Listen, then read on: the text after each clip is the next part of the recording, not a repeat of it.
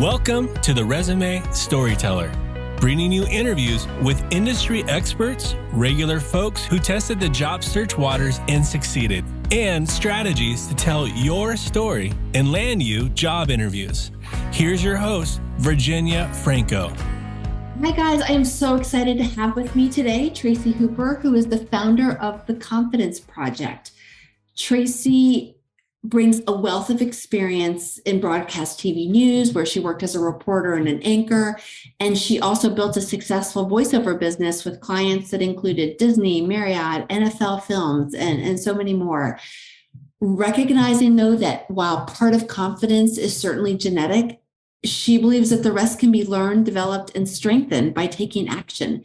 And so she founded the Confidence Project in 2013 to help leaders practice skills to feel confident in any situation, to connect with positive impact, and to assess the best of themselves or access the best of themselves and others.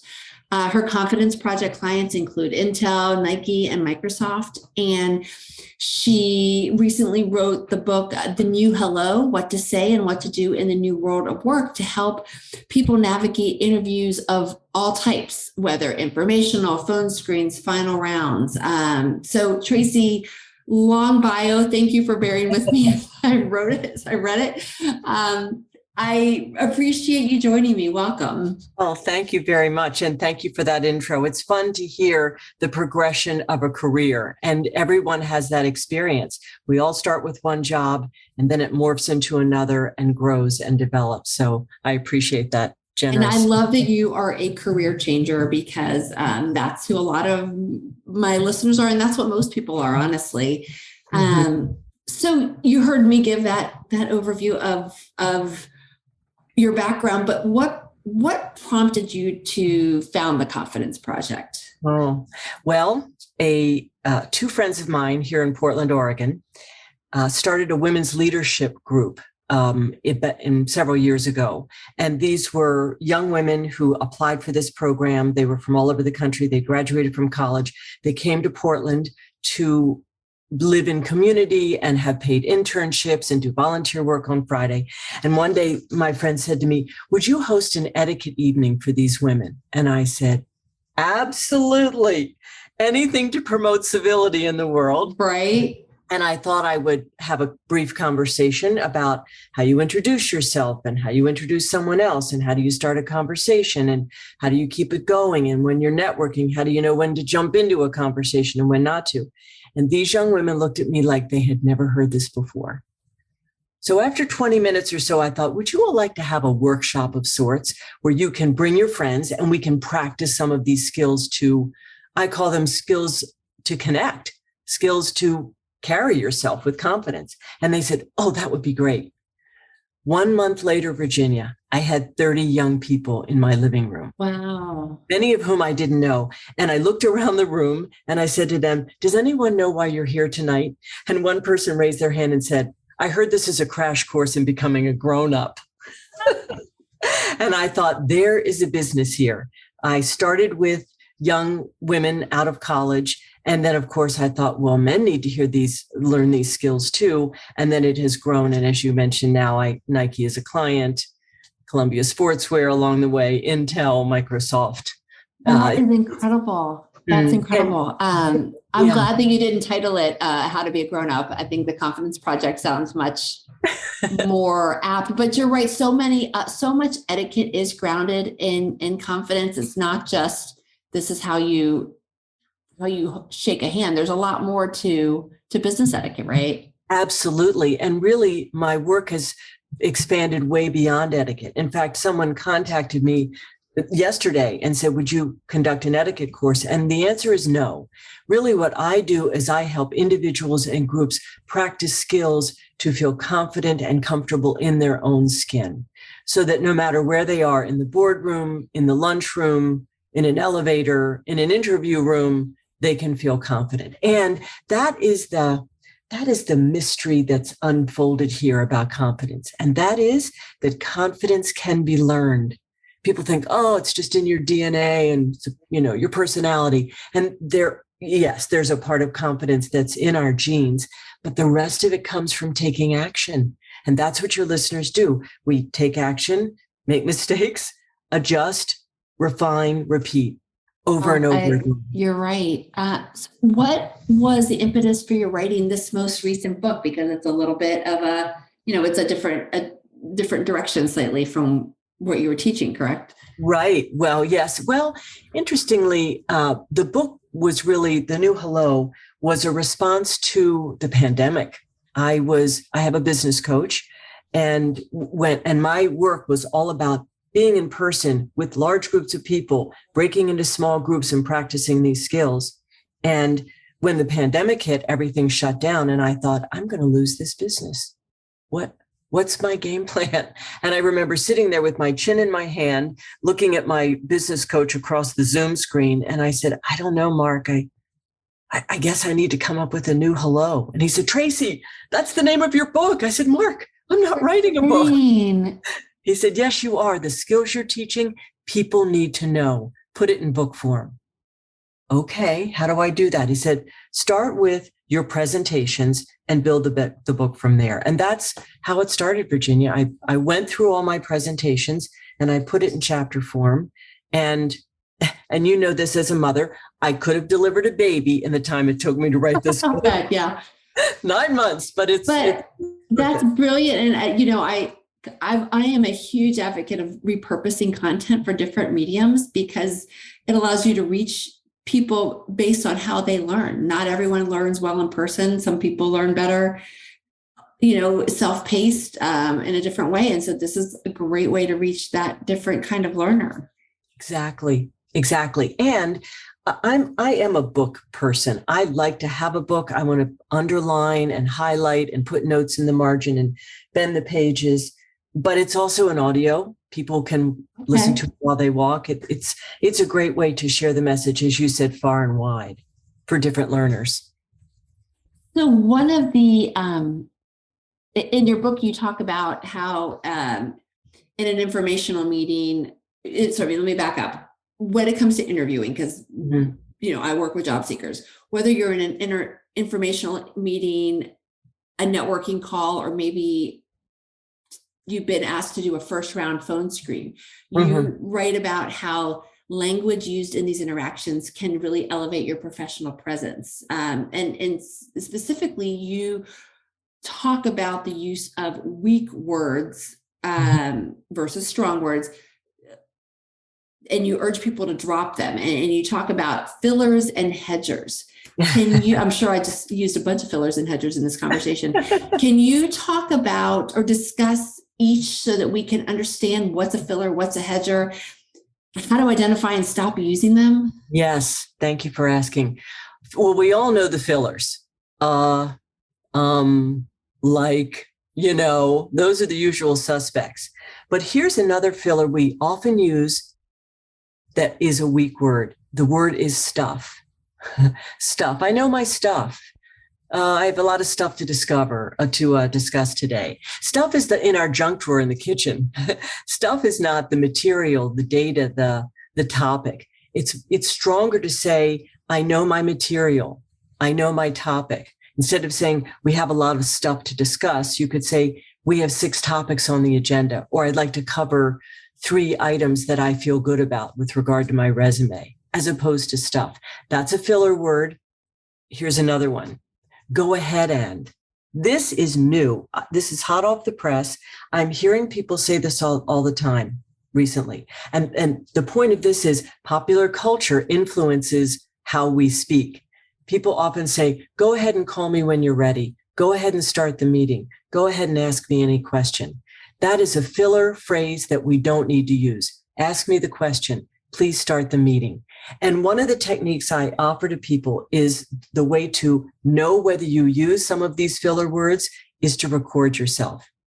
And one of the weak words that I use is so. So the next time, so I recommend, so in this case, it is that weak transition word that doesn't serve us at all.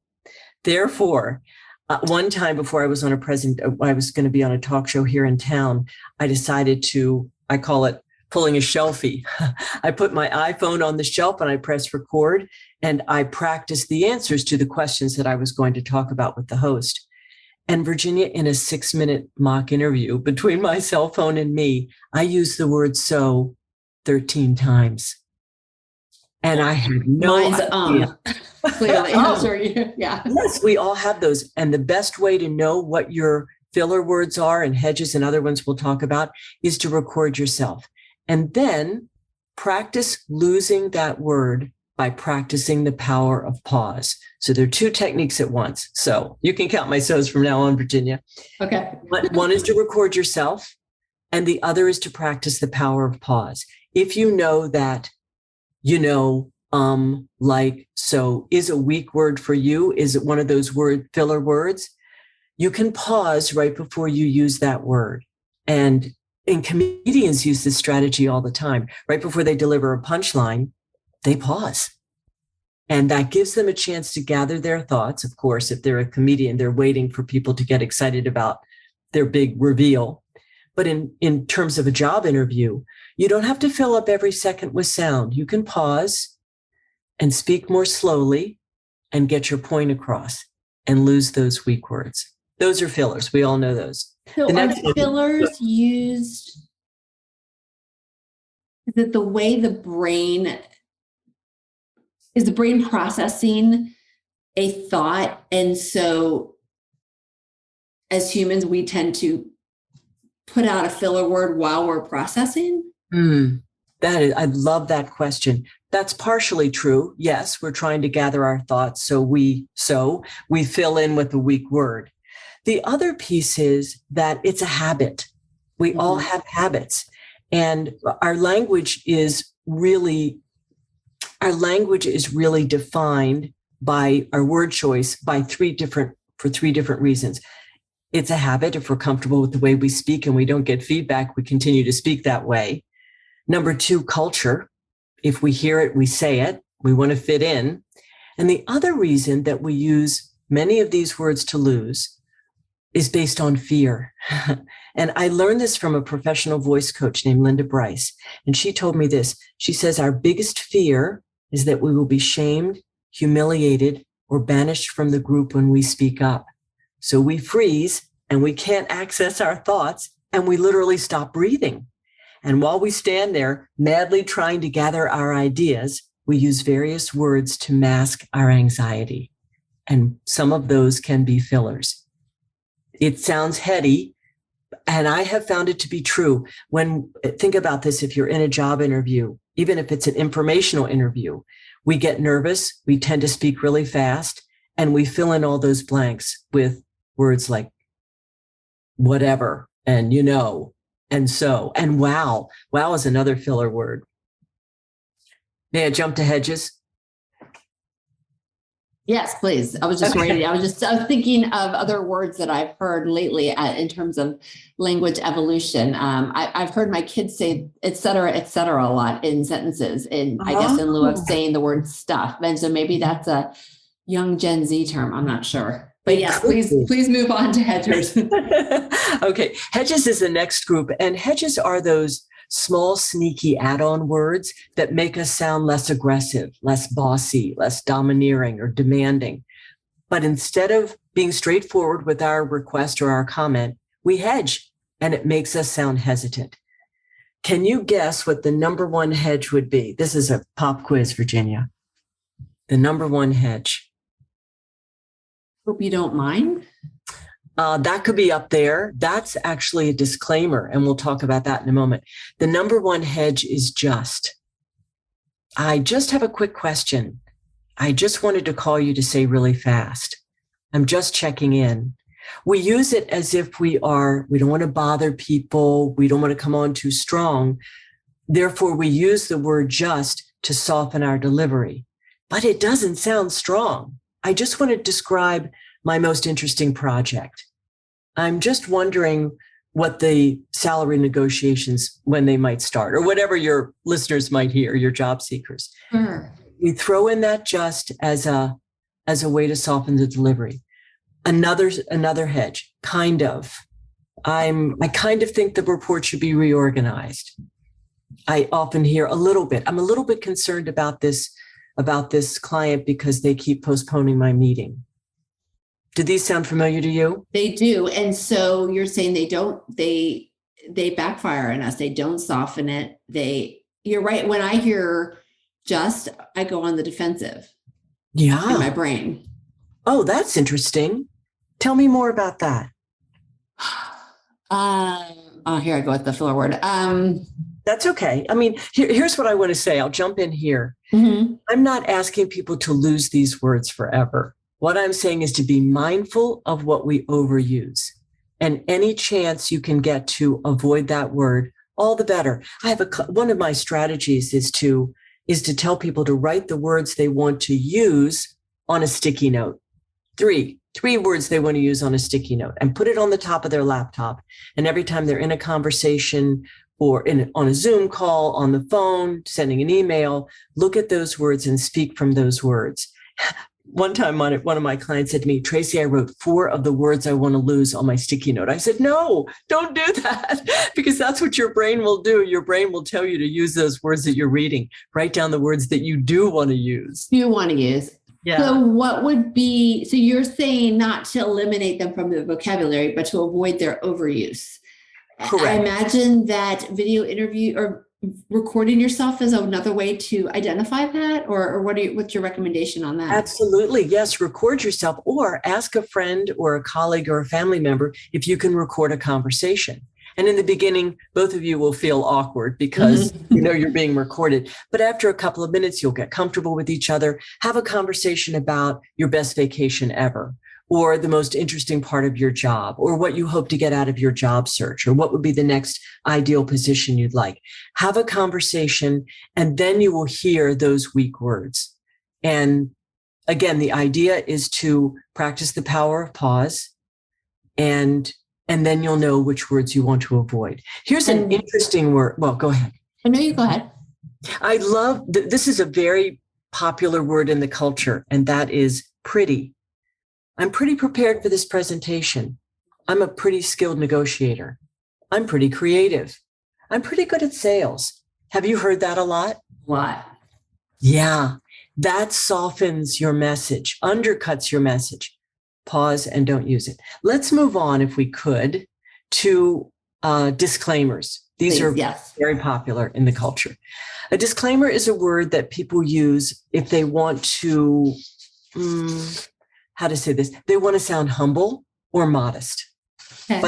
But they can also sound self-deprecating.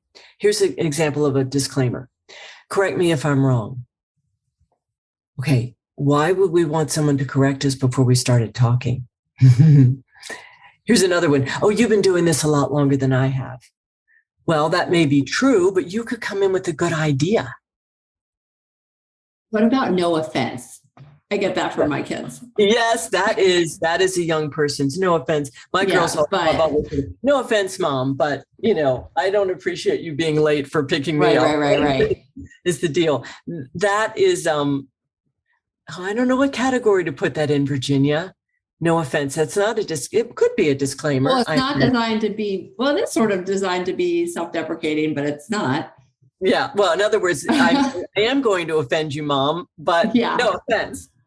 I'll have to think about that. I'll get back with you on that one. But in terms of professionals who you deal with, how often do people say, I could be overthinking this? This is just my sense. This may sound like a crazy idea. Here's a stupid question.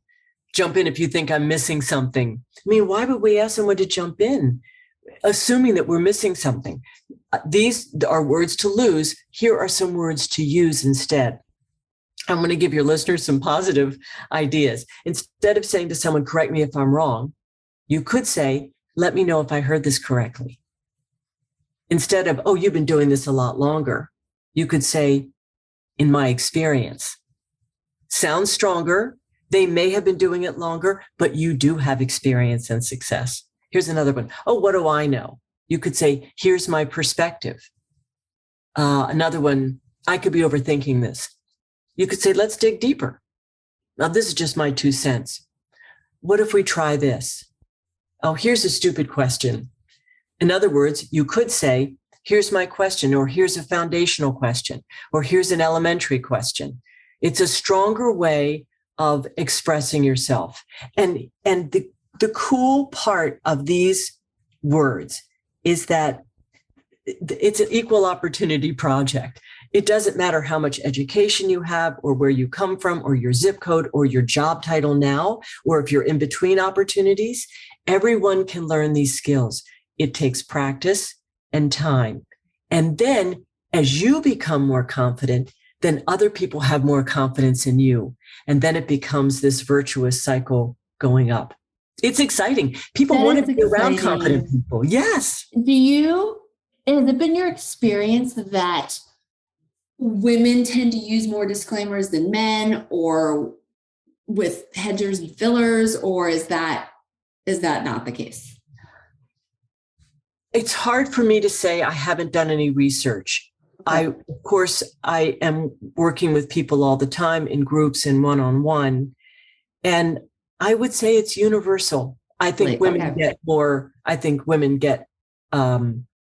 punished for it more, so to speak. A guy could say, I'm just checking in. And that would be, oh, he's being friendly. That's and right. They might be interpreted differently. Yeah, exactly. That's a good point. That's why it's important to lose these words that you can. And I will encourage you all to be kind to yourself. Psychologists say it takes 30 days to break a habit or to build a new one. And you know this with your background in social work. Yes. We need to pick a word. If your word is just, if your phrase is, this may sound like a crazy idea, pick that and give yourself the chance to lose it in a month. And then find a new word the next month. Now, if you feel like you need a setup phrase, you don't want to say, I'm no expert or one of those other disclaimers, but you feel like you need a setup phrase. This is one that my mother uses, and I want you all to write this down. This is such a great way to start something. Taking notes, yeah. Yeah. This thought is 30 seconds old. So my mother says, this thought is 30 seconds old. And then she launches right into her comment and sees where it lands. I love that. There's humor in it too, which makes it, yes. Very fun. Here's another group of words that are quite prevalent in our culture, and I call these validators. These are words that we use to try to get buy-in from the audience. We want to make sure people are following us, whether it's an audience of 1 or 10. We want to make sure they're following along. And we use phrases like this. Is that okay? Do you know what I mean? Do you see what I'm saying? Am I being clear? Does that make sense? Do you hear this? Does that make sense? Does that make sense? I use that one all the time. Yes. And let's remember, context is key. I was working at a big law firm, and one of the senior partners said, look, we're in family law. So we're talking about divorce and alimony and child support and bank accounts and trusts and estates. It's complicated and it's confusing and it's emotional. I'll often say to my clients, does that make sense? Or am I being clear? And absolutely. Sometimes we do need to say that, but other times we could just easily, instead of saying, does that make sense? We could say, do you have any questions? In other words, think about someone who's, I'm thinking about your listeners and they're looking for jobs and they're explaining what they do. There is a tendency to say, am I being clear? After they've made a statement. Or they could say words to use, do I need to clarify anything? Or let me know if I can clarify something for you. Isn't that cool? And so we're phrasing, does that make sense with, do you have any questions? Yeah. Is it the concern that some of those validators are not received as well? Or do they give someone a poor impression of your expertise? I think both. Okay. Very good point. Thank you for that. We're assuming, when we say, does that make sense? We're making an assumption that what we said doesn't make sense. And therefore, we're going to expect the other person to say, yeah, that doesn't make sense. And then we'll have to back and fill and explain more. When I'm sure everyone who's listening to this podcast knows exactly what you're saying. You're talking about your own background, your own experience, your own projects. You know what you're talking about. But if you're stating something, you could say, do you have any questions? And the interviewer might say, yeah, could you please go deeper into the second point you made? Be happy to. It is just amazing what just a few little words, the shifts in a few little words, how much of an impact that can make. I love that. Absolutely.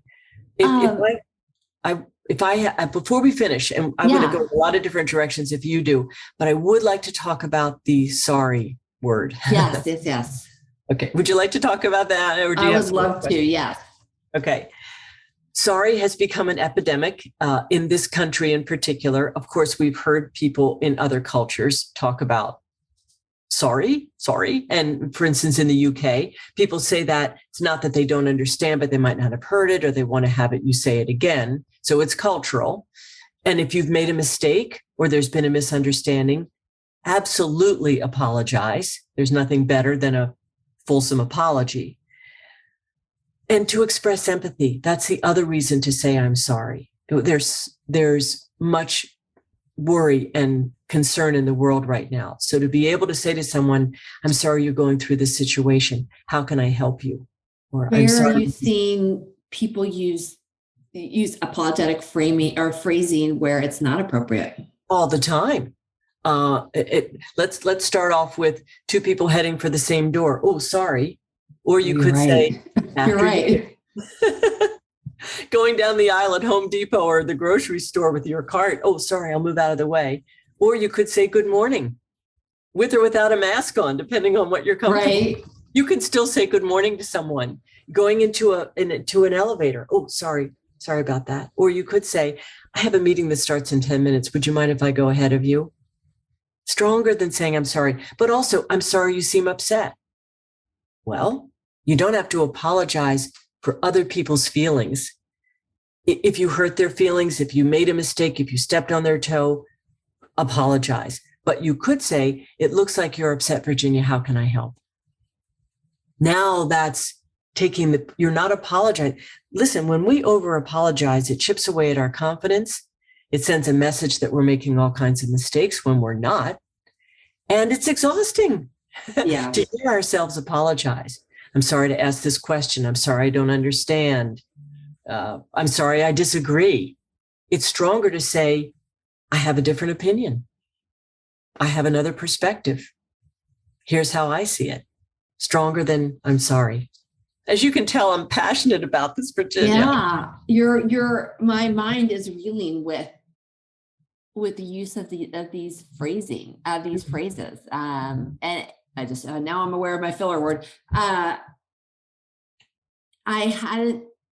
remember learning in social work that using sorry incorrectly makes someone view you as inauthentic. As well. So just save the term for when you really are empathetic and showing empathy, or you really do want to apologize, not I'm sorry that you interpreted something that way, because you're really not. So. Right. Correct. That's a great way to look at it. And how often have we said, I'm sorry, I don't understand?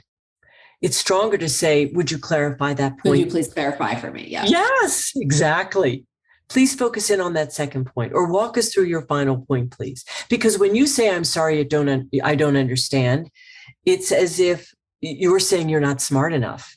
And you are. What you're really saying is the person who's speaking to you is not being clear. That's right. So could you please repeat that versus, sorry, I didn't hear you. Right. Okay. Exactly. Oh my goodness, this is wonderful. Oh, good.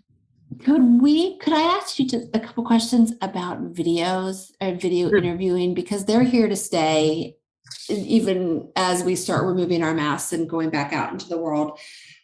So many people feel like they've maybe mastered the use of Zoom now for work, but they haven't experienced it as part of a job hunt. And what advice can you share to help people project confidence online? I mean, certainly these conversational techniques that you shared are applicable, but are there any other? I know you have several proven techniques. Do you have one or two favorites? I do. I would say my number one favorite, well, two, is to lift your laptop. I'm amazed 2.5 years or 2 years into wherever we are in their new world of work, people still have their laptops on their desk and their cameras are pointing up into their nostrils, into their ceiling fan. And Right. it's not a good look. And for a year and a half, you all, I used 2 thick books to lift up my laptop. And finally, it makes you look like you have a double chin when you're looking down. In fact, there was a really funny article in the New York Times about a plastic surgeon in New York City who said at the beginning of COVID, his phone was ringing off the wall with people wanting to get liposuction and chin tucks because of what they call chin cam. And the way to avoid chin cam, you all, is to lift your laptop up. You can get one of those very inexpensive, portable laptop stands. Lift your laptop up, and then so that your camera is at eye level or slightly above eye level, and that gets rid of the double chin. And you're right, books work. I have a portable camera that I can put on top of anything. Great. And I have an external camera too, and I clip it onto the top to cover over the camera on my. That's right.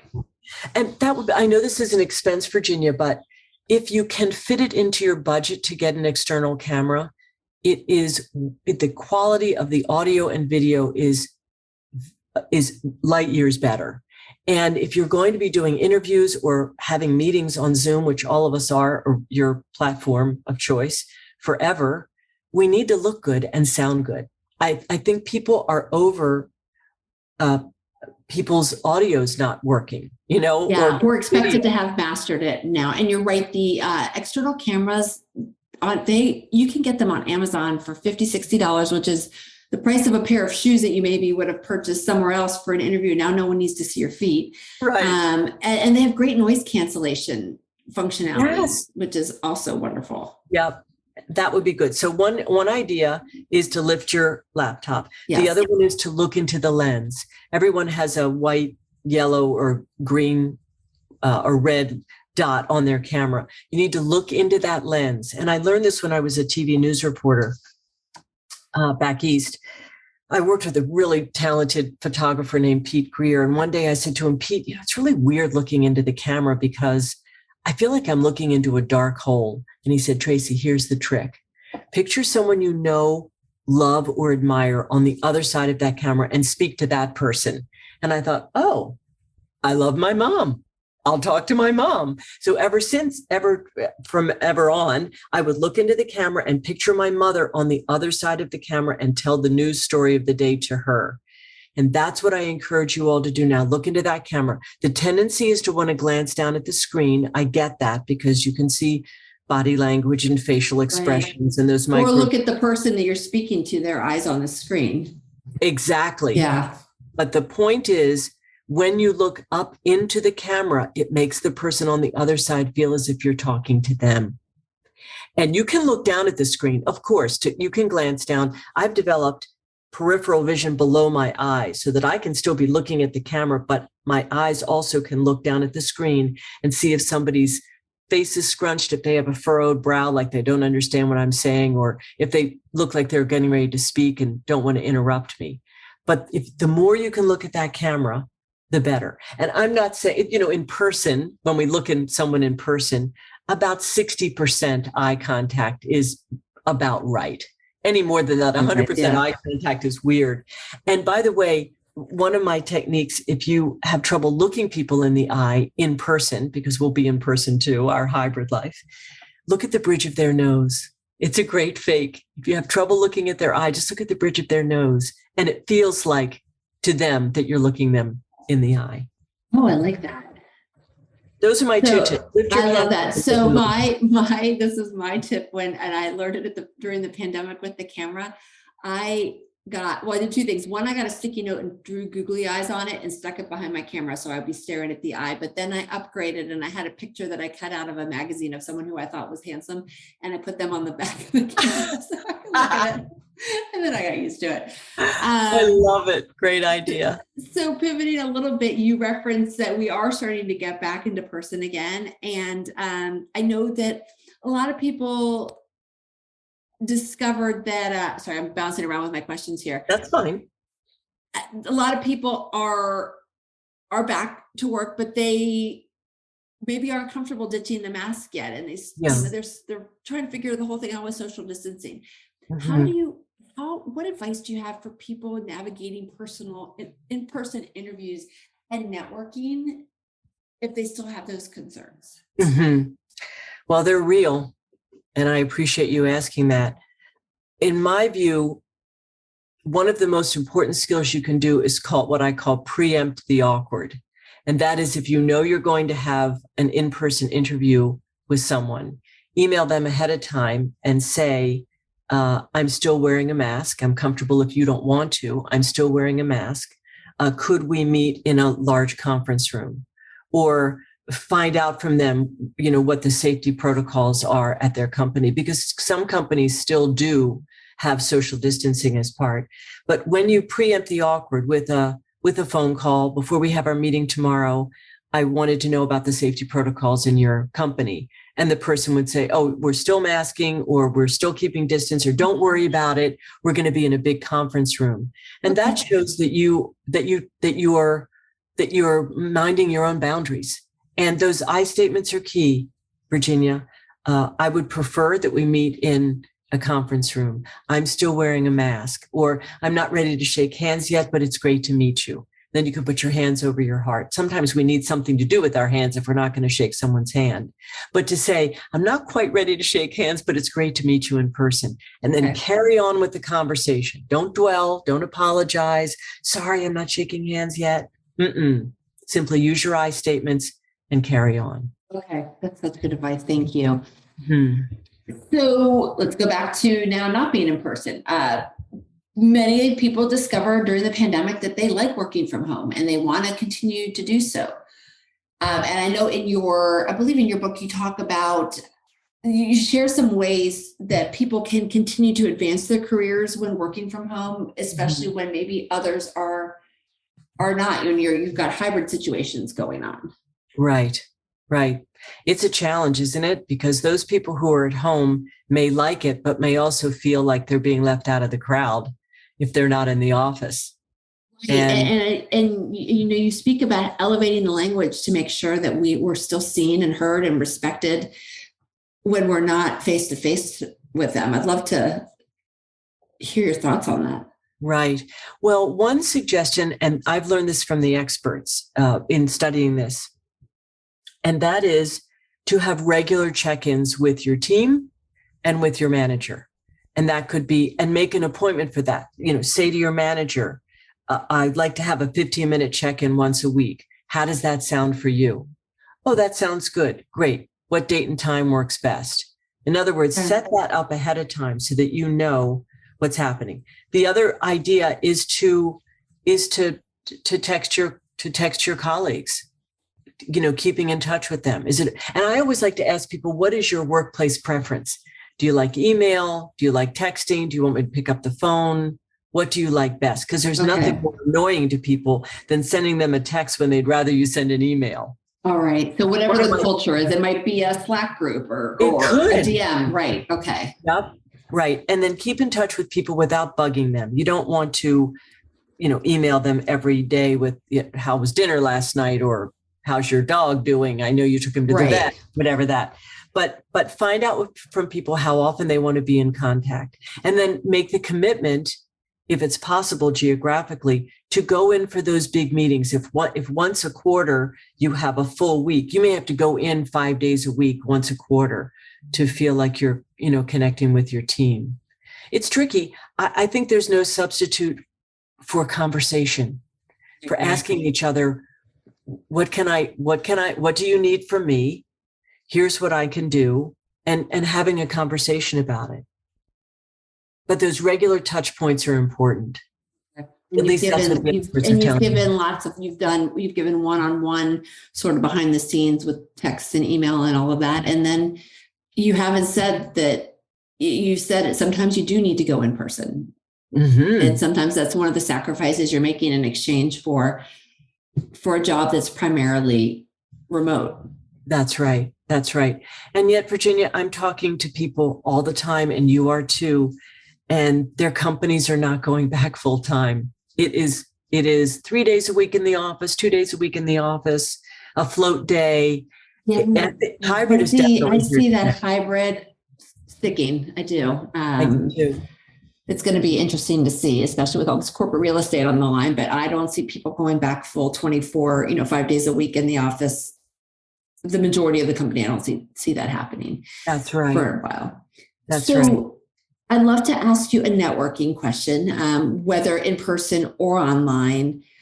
One of the things that caught my eye is that you shared some power phrases to help people to begin or end a conversation without feeling really awkward. Mm-hmm. And that I know that is a question that I get a lot from my clients. What please share some favorite phrases. Okay, great. Well, first of all, I love starting a conversation with a compliment. I have a dear friend who passed away several years ago. Her name was Miriam Thornburg. And she would say, if you can't think of something to say to someone, tell them, I like your shoes. That could be a compliment. However, I know another man who had a very successful career at Time Warner, 15 years at HBO under Time Warner. And he said he never complimented people on what they wore or what they looked like. He would never say, cool haircut. I like that sweater. Great glasses. No, he would only compliment people on what they had accomplished or what they had tried to do. He would compliment them on great job on that presentation. You really handled that client well. I really admire the article that you wrote that was in the journal. That's a way to start a conversation with a compliment. You can also compliment someone on their how they present themselves. You are such a go-getter. I really admire that about you, and I wanted to introduce myself to you. Or I saw you up on stage and you did a great job. I really appreciated the point about X. I'm Tracy Hooper. I wanted to meet you. You can always start with a compliment. And I think it's dependent. I mean, if I see a woman who's wearing a great sweater, I'm going to say, that sweater looks fabulous on you. But the gentleman at Time Warner was not comfortable with that. You need to pick what works for you. But giving a compliment, everybody loves a compliment. It's a great way to start. You're right. You're right. Who doesn't? I can't imagine being upset by a compliment. So That's right.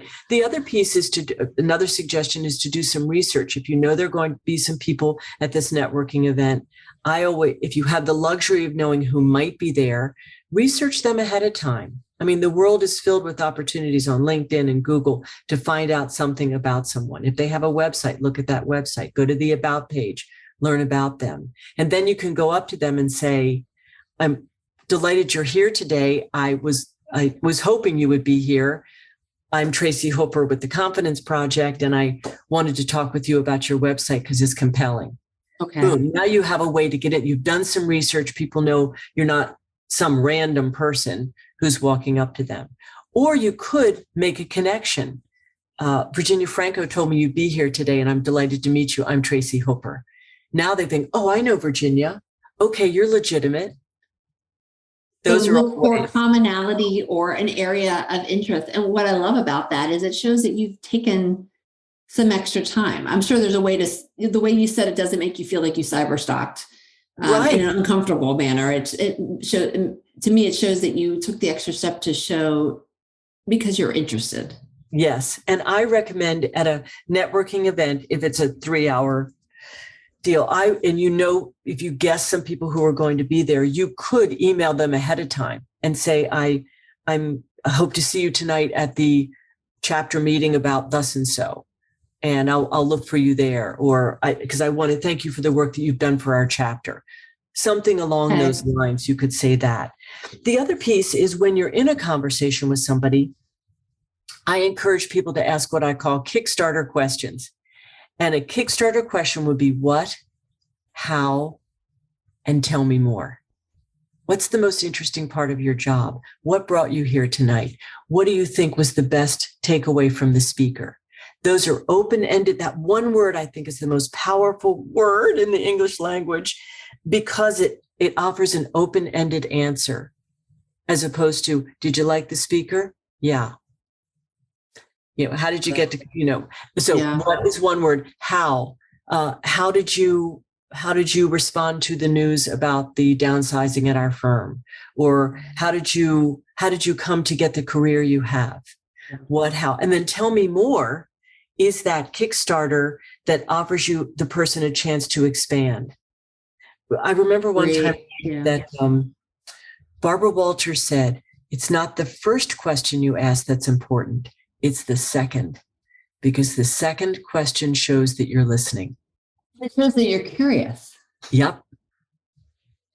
I'm a huge fan of Barbara Walters. I love that you quoted her. Yeah. So those are great questions or suggestions for entering a conversation. What about exiting? The graceful exit, right? Right. Yes, there are ways to do it. And I have what I call a 4-part technique. The one is thank you, acknowledge, offer a farewell phrase, and then move on. Thank, acknowledge, farewell phrase, and exit. And then move on. So it could go something like this. Thank you. Virginia, thank you for a great conversation. I've learned so much from our conversation today. That's the thank you part. The acknowledging is, I know you have a full schedule, and I'm sure you want to go around and meet some other people here tonight, so I'll let you go. That's the acknowledgement. I know you have a full schedule, so I'll let you go. That's the farewell phrase. And then you either extend your hand to say goodbye, take care, hope to see you again. Or if you're not ready to shake hands, put your hand over your heart and say, I hope to see you again, take care. Or I have another meeting that starts at the top of the hour. Or I just got a text from my associate who says I have a meeting to go to. But I think if you can think about that 4-part technique, it really helps you to end a conversation with confidence. And I have a list in my book of various ways that you can end a conversation using that 4-part technique. And again, the way you greet someone is the way you'll say goodbye to them. In other words, if you shake hands with them at the beginning, if you've established that you're both comfortable shaking hands, then at the end, you can certainly shake hands at the end. But if the other person says, I'm not really comfortable shaking hands, and that's the other piece, Virginia, when you're greeting people, you can go up to them and you can say something to the effect of, are you comfortable shaking hands yet? Either answer is good for me. No, I'm not very comfortable. Now you've graciously given them an out and not made them feel awkward because they're not ready for a close conversation. Writing this down, either is good with me. I love that. Yeah. Yes and no are both good answers. It's one of my favorite. Yes. Are you, hi, it's great to see you again. Are you comfortable shaking hands? Yes and no are both fine. Okay. No, I'm not really comfortable. Great. Thanks for telling me. Hey, what did you think about the speaker? The point is, I don't want you all to dwell. We don't need to say, I totally understand. It's been such a weird time. I'm not really comfortable. You said that, state your boundaries and then move on. Yes. Okay. Carry on with confidence. Don't dwell. Right. Oops, excuse me. So I am looking at the time. I can't believe, I feel so bad that I've taken almost an hour of your time. So I don't want to keep you, but I have 3 pages of notes. This is amazing. I would love to close out by having you share a bit about the other services provided in the Confidence Project. I have in your bio, I have the link to your book, also to your website, but if you could share a little bit about what are the things you do for people? Thank you. I offer one-on-one advising for professionals in any area who want to work on skills to boost their confidence. And I also work with groups of corporate teams, high-performing teams who want to learn how to speak and carry themselves, present themselves with confidence in a number of settings. And I do that virtually, which is great. I mean, one of the benefits is I now have many more clients on the East Coast, in the UK, in other parts of the world, because I'm been able to be virtual. Well, and pandemic silver lining for sure. That's amazing. Yes. Mm-hmm. And I'd like to offer your listeners the opportunity to sign up for my video series. I have a complimentary video series, one short video, 1 to 2 minutes, once a month, I promise, the first Thursday of every month, with some kind of skill that can help to boost your confidence that you can share and practice. And I would, if anyone would like to do that, you can go on my website, confidenceproject.com. And there's there's a link on your website. Yes, to the blog. Mm-hmm. Okay, yeah. Okay, perfect. I'll add that link to the bio. And then your book is available on Amazon. So I have that link. I have the link listed as well. Yes. Do you have any exciting new projects that you want to share for 2022? It seems like the rest of 2022, it seems like your plate is quite full, but if there's anything you'd love to share, I'd love to hear it. Oh, you're very nice to ask, because guess what? I've written another book. And that was not my intention. After The New Hello came out, then the world changed at Mach speed again. We had vaccines and we had hybrid work, and some people were returning to the office, and the world was changing so much. And I really felt like I needed to offer an expanded version of The New Hello to readers. And the next one is called The Now Hello: What to Say and What to Do in the New World of Work, or in the World of Work. And I have expanded the networking chapter tremendously. I have a new chapter called Confident Conversations, which is what we were talking about. How do you start a conversation? How do you keep it going? How do you get out of a conversation? How can you move about the room? And then I have another section called The Hybrid Highway. How do we conduct ourselves with this new world of hybrid working life? Anyway, that's coming out in about a month. So it's The Now Hello versus The New Hello. The Now Hello. Love what that. do we say and do now? Now what do we do? And so people keep up with you through your website. They will hear about that book, correct? Yes. Mm-hmm. Okay. Yep. And then they can sign up for the video. And I do have another project that I hope to get finished in mid-summer. And that is a mini book of words to lose, words to use. As you can tell. A pocketbook, yes. Mm-hmm. Very much, it's going to be a pocketbook. You can keep it with you and flip it open. I'm going into a meeting. How do I get out of that conversation? What do I say? What are the words that are strong? And I think this will be fun for people to have as a guide to all kinds of conversations. Oh my goodness. I need you to turn it into an app that records the person. And when they say it, it buzzes them like a dog with the sensor. Oh, Virginia, you are the second person this week to tell me I should make it into an app. Okay, I need to find an app designer. Maybe there's someone in your I don't know if there's one that'll shock you when you say it. I don't know that that's safe or not. But well, Tracy, thank you so much for taking the time. I've learned so much. I know my listeners will, and just such actionable advice. I can't wait to start using it myself. Great. I'm very glad. And I will leave you with this.